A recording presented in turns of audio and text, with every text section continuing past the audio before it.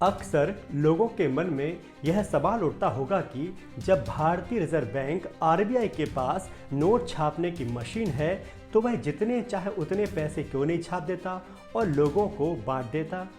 ये सवाल बचपन में अक्सर हर बच्चा सोचता है, क्योंकि अगर ऐसा हो जाए तो गरीबी खत्म हो सकती है और हर कोई अमीर हो सकता है।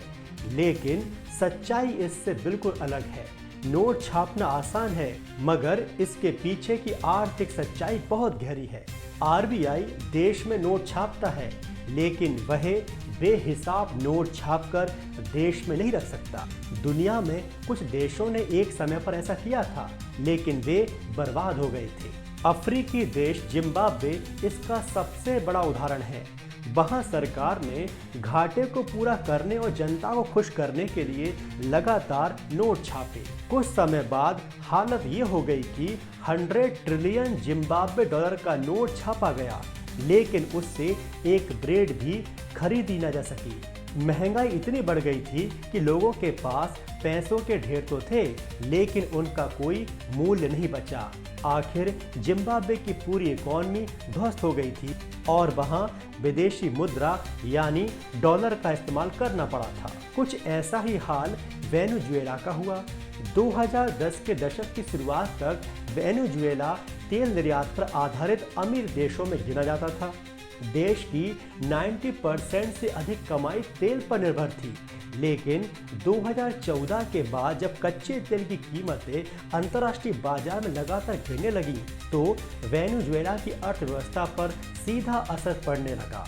सरकार के पास खर्च चलाने और सामाजिक योजनाओं को पूरा करने के लिए भी पैसे नहीं बचे थे, और इस कंडीशन से निपटने के लिए सरकार ने बड़े पैमाने पर नोट छापने का सहारा लिया। शुरू में तो वहां की सरकार को लगा कि इससे आर्थिक संकट हल हो जाएगा, लेकिन धीरे धीरे बाजार में पैसे की आपूर्ति सप्लाई इतनी बढ़ गई कि वस्तुओं और सेवाओं की तुलना में मुद्रा की मात्रा, करेंसी की मात्रा कई गुना ज्यादा हो गई। देश में नोटों की बाढ़ ने हाइपर इन्फ्लेशन पैदा किया। 2018 तक तो कंडीशन इतनी बिगड़ गई कि वेनेजुएला में महंगाई दर 10 लाख % से भी ऊपर चली गई। कंडीशन संभालने के लिए सरकार को बार बार करेंसी का रीडिनोमिनेशन करना पड़ा, यानी नोटों से शून्य हटाने पड़े, क्योंकि देश में करोड़ों लोग भूख से मरने लगे थे। अब सवाल उठता है कि आखिर अनगिनत नोट क्यों नहीं छाप सकते, और इन दो देशों के साथ ऐसा क्यों हुआ। दरअसल किसी देश की इकॉनमी केवल नोटों पर नहीं चलती, बल्कि उत्पादन, प्रोडक्शन, सेवाएं, सर्विसेज और संसाधनों, रिसोर्सेज पर आधारित होती है। यदि बिना कारण नोट छापकर मार्केट में उतार दिए जाएं, तो वस्तुओं और सेवाओं की उपलब्धता उतनी नहीं बढ़ती जितनी की मुद्रा बढ़ जाती है। इसका सीधा असर महंगाई पर पड़ता है और बाजार में हाइपर इन्फ्लेशन यानी बहुत ज़्यादा महंगाई की कंडीशन पैदा हो जाती है। मतलब पैसे की वैल्यू गिरने लगती है और एक रोटी के लिए हजारों लाखों रुपए देने पड़ सकते हैं। और वही हाल होता है जो जिम्बाब्वे और वेनेजुएला का हुआ। इसे हम एक उदाहरण से समझते हैं। मान लीजिए कि आप एक गांव में रहते हैं। वहां सब्जी वाला आलू 20 रुपये और टमाटर 30 रुपये किलो जैसी तर्कसंगत कीमतों पर बेचता है। फिर सरकार गरीबी दूर करने के लिए बहुत ज़्यादा नोट छापकर उस गांव में सबको 1-1 करोड़ रुपए बांट देती है। अब सब्जी वाले के पास भी 1 करोड़ रुपए हैं, तो जाहिर सी बात है कि वह 20 रुपये किलो आलू और 30 रुपये किलो टमाटर क्यों बेचेगा। इसका परिणाम ये होगा, या तो सब्जी वाला सब्जी बेचना बंद करके खुद ठाट बाट से रहने की कोशिश करेगा, या फिर वह सब्जियों के दाम बढ़ा देगा ताकि उसे अपनी हैसियत के अनुसार मुनाफा हो और वह दूसरों से आगे बढ़े। सब्जी वाला 20 रुपये किलो आलू का दाम 2000 रुपये किलो भी कर सकता है। इसी तरह से दूध या किराने वाला भी अपनी चीज़ों के दाम बढ़ा देगा और समस्या पहले से ज़्यादा बढ़ जाएगी। अगर कोई देश अधिक करेंसी छापता है तो उससे महंगाई तो बढ़ती ही है, साथ ही उसकी करेंसी की वैल्यू भी घट जाती है। मतलब अगर कोई देश तय मानक से अधिक नोट छापकर जनता में बांट देता है तो उसकी सॉवरेन रेटिंग पर बुरा असर पड़ेगा। सॉवरेन रेटिंग को आप देशों का सिविल स्कोर समझ सकते हैं। अगर सॉवरेन रेटिंग ज़्यादा खराब हो जाएगी तो वही दिक्कत होगी जो सिविल स्कोर खराब होने पर होती है। मतलब वर्ल्ड बैंक और दूसरी अंतर्राष्ट्रीय संस्थाओं से कर्ज मिलना मुश्किल हो जाएगा, और मिलेगा भी तो ब्याज काफ़ी ज़्यादा देना पड़ेगा।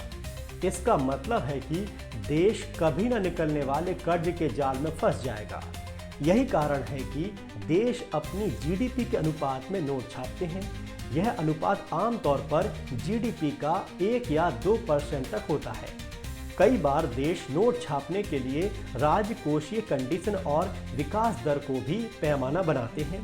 इससे देश में महंगाई स्थिर रहती है।